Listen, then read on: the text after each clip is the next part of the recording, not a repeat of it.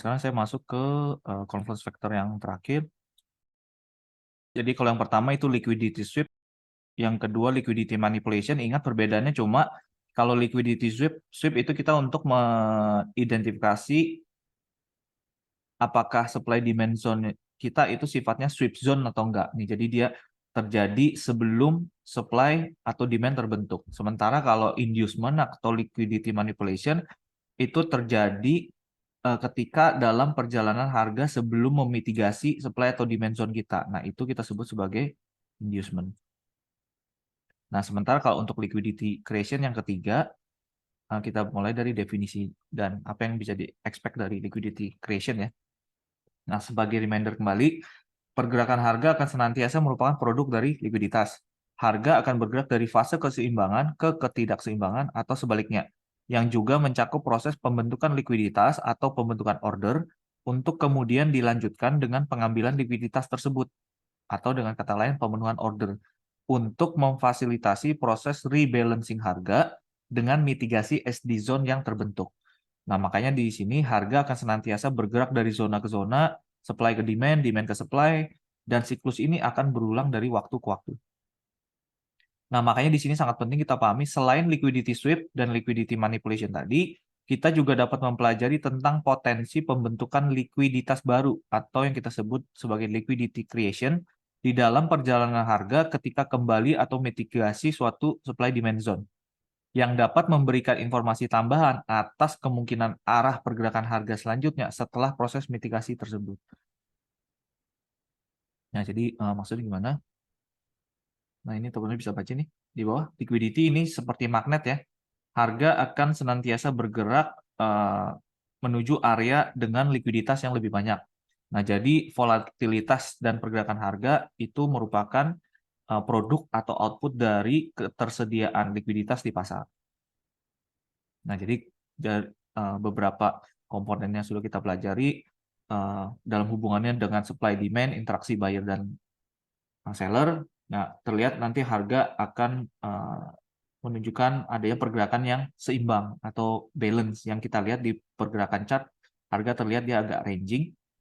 Nah, di mana di dalam proses pergerakan harga akan kental dengan pembentukan likuiditas atau pengambilan likuiditas. Jadi harga sweep liquidity dari high, harga sweep liquidity dari low, kemudian dia break higher, membentuk suatu demand zone, terjadi expansion, di mana yang awalnya seimbang antara buyer dan seller, dengan seketika harga menjadi tidak seimbang karena ada BFI atau smart money masuk, big institution masuk. Nah, dengan tujuan atau antisipasi lebih lanjut, harga akan membentuk likuiditas baru dalam bentuk high atau low atau equal high hanya untuk memfasilitasi ini proses rebalancing harga untuk kembali dari fase balance ke imbalance menjadi balance kembali. Dia balance, semua order sudah terpenuhi. Nah, intensi selanjutnya nanti kita ikuti apakah dia melanjutkan bullish atau bearish. Nah, jadi ini menjadi satu kesatuan ya. Nah, jadi ada liquidity sweep, ada liquidity manipulation, ada liquidity creation. Tujuannya untuk memfasilitasi ini proses rebalancing harga. Nah, ini saya highlight lagi, semua bentuk liquidity atau structural liquidity point, semua dasarnya dari swing point, pengembangannya jadi equals, pengembangannya lagi jadi trendline. Nah, sekarang yang kita maksud dengan liquidity creation, cara penggunaannya gimana? Ini, jadi how to utilize liquidity creation in our trading. Nah, jadi kalau kita bicara istilah tentang liquidity creation, ini kita bicara tentang ini ya.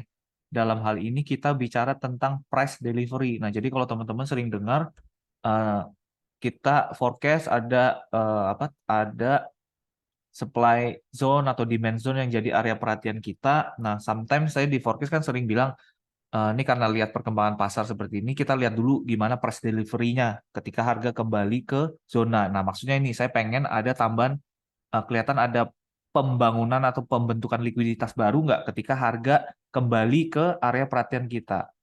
Artinya, kita ingin melihat bagaimana price nature, ingat kembali nature teori, ketika harga bergerak koreksi atau pullback ke SD zone tertentu. How is price being delivered to the zone?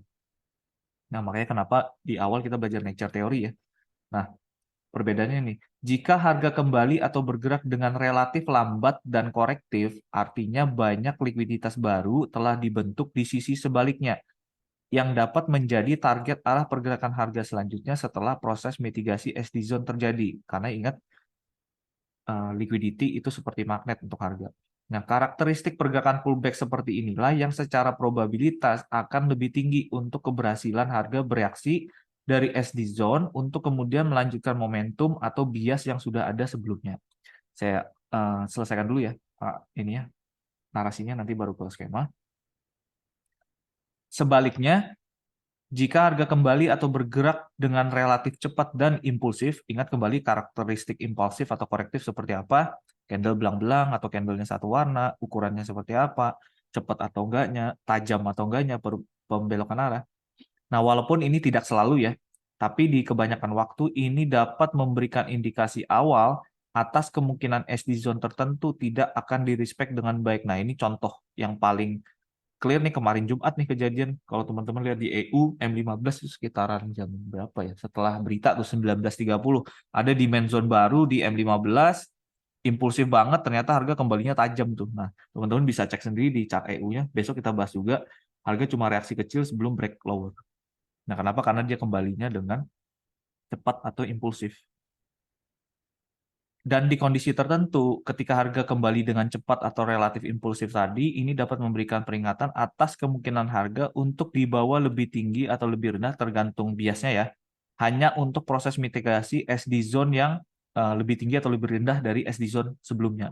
Dan menggunakan SD zone sebelumnya tersebut sebagai inducement atau liquidity manipulation masuk ke convergence factor yang kedua. Nah, jadi di kondisi tertentu, kalau misalnya harga ada demand, tapi dia kembalinya dengan drastis, ada kemungkinan ini indikasi demand tersebut nggak bertahan, karena mungkin sedikit di bawah itu ada demand zone sebelumnya yang belum termitigasi, tapi dia punya tambahan, ada inducement di sana gitu.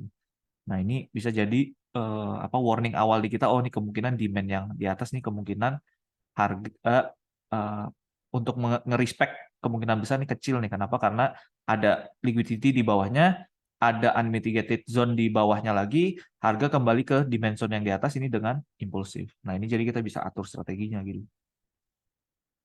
Nah, secara skema, ini ya. Nah, jadi ada skema price delivery yang slow dan korektif, ada yang fast dan impulsif nih. Nah, jadi kita lihat ketika harga dia break structure, ada area perhatian, break structure-nya impulsif semakin bagus, ada imbalance lebih bagus lagi. Nah, kita pengen harga itu ketika dia kembali sekorektif mungkin, artinya ini skenario yang high probable dan salah satu favorit saya ya. Nah, kenapa? Karena ketika harga kembali ke area perhatian untuk rebalancing harga di sepanjang perjalanan harga sambil membentuk atau create liquidity baru yang menjadi bisa menjadi magnet bagi harga jika memang demand zone ini bertahan. Nah, ini kemungkinan ketika dia mantul ini bisa kenceng nih. Kenapa? Karena ketika dia mantul ini di atas nih ada banyak likuiditas yang bakal disikat nih. Nah, ini makanya di kondisi seperti ini teman-teman kalau amati di pasar ya. Nah, persis kemarin Jumat juga nanti besok deh saya tunjukin. Nah, harga korektif banget di bawah atau di atas. Di contoh ini di atas ya. Ini banyak liquidity yang terbentuk dalam bentuk trendline liquidity yang awalnya kan cuma satu swing point, jadi swing point yang kedua jadi trendline liquidity. Nah, ini makanya cukup sering ketika harga kembali ke area-area likuiditas tersebut, ini sekali tembusnya bisa jauh nih. Tembusnya bisa cepat banget gitu. Nah, kenapa? Karena banyak likuiditas yang dibentuk di atas. Nah, jadi ketika teman-teman hadapi kondisi ini, kita dapat tambahan confluence factor di samping yang tadi ya. Kalau misalnya demand zone kita ternyata ini ada komponen liquidity sweep, dia sebelum terbentuk ada liquidity sweep. Kemudian ketika dia kembali price delivered secara korektif. Nah, kemudian secara korektif juga mungkin di bawah sini dia sambil jalan misalnya ya. Korektif. Nah, mungkin di bawah juga ada bentuk liquidity manipulation atau inducement. Nah, artinya ketiga confluence factor dari liquidity sweep, liquidity manipulation, dan juga price delivernya secara korektif. Nah, ini artinya the highest probable skenario yang bisa menambah keyakinan untuk kita, oh ini kemungkinan besar skenario atau trade idea ini high probable banget nih. Nah, jadi ini bisa meningkatkan probabilitas untuk suatu setup bisa berjalan dengan sangat baik gitu. Nah, teman-teman bisa bedakan di kondisi yang sebaliknya ya, kalau harga dia kembalinya dengan tajam nih, dia break dengan tajam kemudian hanya dibalik dengan tajam juga, biasanya candle-nya lumayan drastis nih, misal satu atau dua candle bearish sekaligus. Nah, ini bisa jadi indikasi kemungkinan besar ini untuk di respect, kemungkinan jauh lebih kecil dibandingkan kalau harga deliverednya secara korektif seperti ini. Kenapa? Karena kemungkinan besar harga tidak cukup membentuk likuiditas. Nah, secara swing point memang dia bentuk likuiditas di sana. Nah, cuman kalau swing point-nya ini lebih banyak, otomatis likuiditas lebih banyak, ibaratnya magnetnya lebih kuat nih untuk menarik harga bergerak ke arah liquidity pool tersebut gitu. Nah, kalau dia kembalinya sangat cepat seperti ini, nah ada kemungkinan harga akan mencoba mencari atau membangun likuiditas mungkin di area di mana di bawah atau masih membangun likuiditas sebelum dia melanjutkan intensinya. Jadi ini kita bisa ini ya, bisa lebih hati-hati. Nah, walaupun ini tidak selalu ya, catatannya tidak selalu, cuma ini bisa jadi indikasi awal. Ada aja kondisi di mana harga dia kembalinya impulsif, tapi ternyata tetap di respect. Nah, makanya di sini penting kalau kita dapat di kondisi ini, selama ini trade idea kita cukup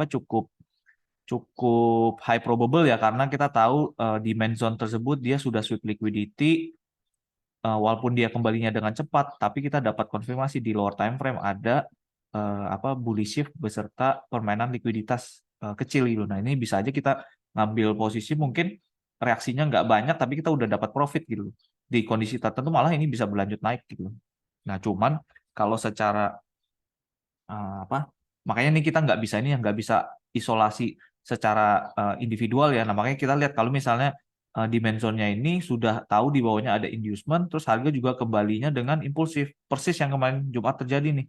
Nah, walaupun di sini misalnya lower time frame ini ngasih kita konfirmasi, mesti waspada ya, karena kita tahu nih kembalinya impulsif, di bawah ada liquidity pool, hati-hati nih, kemungkinan kita bisa jadi kena jebakan Batman. Boleh masuk, tapi mungkin potong resikonya, masuk dengan separuh resiko misalnya. Nah, karena kita tahu kemungkinan ini bisa ditembus nih. Itu. Nah, sementara variasi ini jadi nih ya, yang sebelah kiri ini yang higher probable, kalau yang sebelah kanan ini yang lower probable. Nah, sementara sekali lagi pasar itu tidak perfect atau ideal. Nah, ada beberapa variasi di antaranya. Nah, variasi yang pertama kalau misalnya harga dia ketika impulsif break ke atas, nah di atas sempat korektif dia membentuk trend line atau curve trend line ya, curvy trend line, tapi ketika dia kembali satu pergerakan terakhir kembali ke mana? Ke area of interest dia dengan tajam. Nah, ini masih lebih mendingan dibandingkan yang ini nih. Kenapa? Karena dia sudah sempat bentuk likuiditas di atas. Jadi di kebanyakan waktu pergerakan terakhir setelah harga bentuk likuiditas di atas, nah pergerakan terakhir yang kelihatan impulsif ini kadang bisa ngasih indikasi kita, oh ini memang kelihatan nih si institutional trader dia pengen cepat memitigasi sisa ordernya mereka untuk melanjutkan intensinya gitu. Nah, dengan catatan sudah ada likuiditas yang terlihat terbentuk di atas. Atau yang tadi siapa Kurniawan tanya. Nah, ini juga salah satu favorit saya nih di kondisi structure yang nggak terlalu besar ya range-nya. Nah, kondisi ini nih paling straight atau to the point nih. Harga break higher, dia pullback belum menyentuh area perhatian, dia pullback membentuk satu structural liquidity atau inducement dalam bentuk satu swing low. Nah, ini ketika itu ditembus di sweep liquidity, harga di respect, ada lower time frame confirmation. Nah, ini salah satu setup yang saya juga paling favorit nih. Ini sering terjadi nih, lebih banyak terjadinya dibandingkan ini. Karena dia cepat, pembentukannya cepat gitu. Nah, ini ya. Nah, jadi liquidity as confluence factor seperti ini untuk liquidity creation. Nah, sebelum saya tutup di skema yang gabungan, ada pertanyaan untuk yang confluence factor yang ketiga, liquidity creation? Silakan, Kurniawan, Steven, Santi, Nyo, Erik, Andi, ya nih. Jelas nggak? Jelas kok. Jelas ya. Bisa bedakan ya liquidity sweep, manipulation sama creation? Bisa. Saya.